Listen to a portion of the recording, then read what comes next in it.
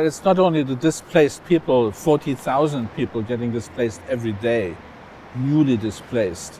It's about the dispossessed people in this world. What we're seeing right now is already a social world war in a way. It's the eruption of discrimination, the rebellion of the people who feel that they're not part of this world. So that is absolutely crucial for all of us to spend more effort into resolving those crises.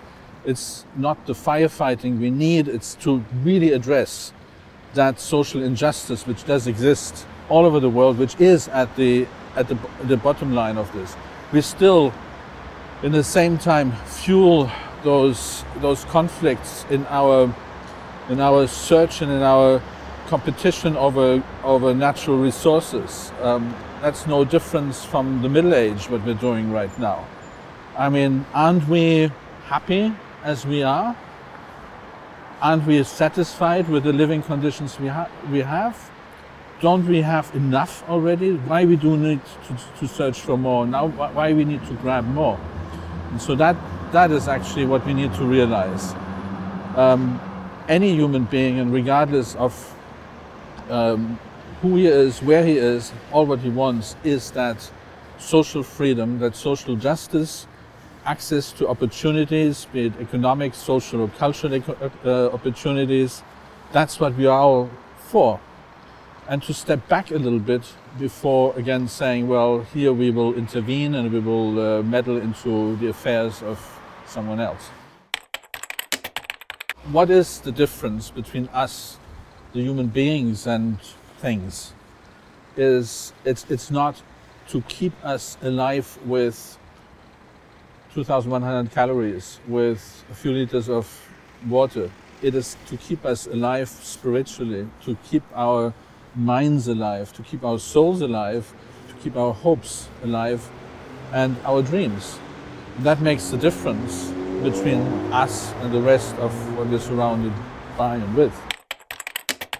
What is important is that we do realize that the world cannot be based on a logic of conflict and war and failure of diplomacy and failure of politics, that we do have resources, plentiful of resources in this world which are underutilized, badly utilized, not shared, not globalized.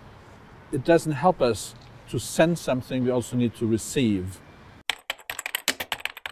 I want to help to connect the different types and parts of the world, the people of the world, the resources of the world. I want to be part of the solution. I want to contribute to the solution, and maybe in another way than to donate, in a way of to connect, in a way of bringing in that knowledge from one world to the other and to make it one world.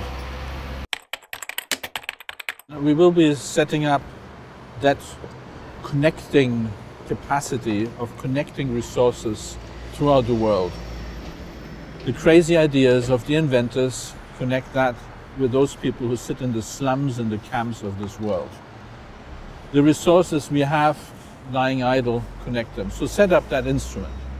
And then, secondly, very important, is to create a sustainable support to populations and working with populations who are out there and who again think only right now about survival, but deserve much more. So therefore events which come from within the regions, from within the camps, from within the slums, from within those areas which are affected by natural or man-made disaster, and connect the ideas and the spirit and the culture of those areas with each other, with our world up here in the cold of the West, and connect this global community in a different way through arts, through music, through anything we can share which is dear and beyond the water and the calories we need to survive. The most important thing is that we have to recall that we are one in this world. we are one, and we will be together, and we have to be together. And it cannot be those 3/4 of the world's population left behind and not be brought into the 21st century, not having access to the basics, but also not having access to the right to be a human being, the right to be a child, the right to be a woman, the right to be a man. We don't have this for 3/4 of the world.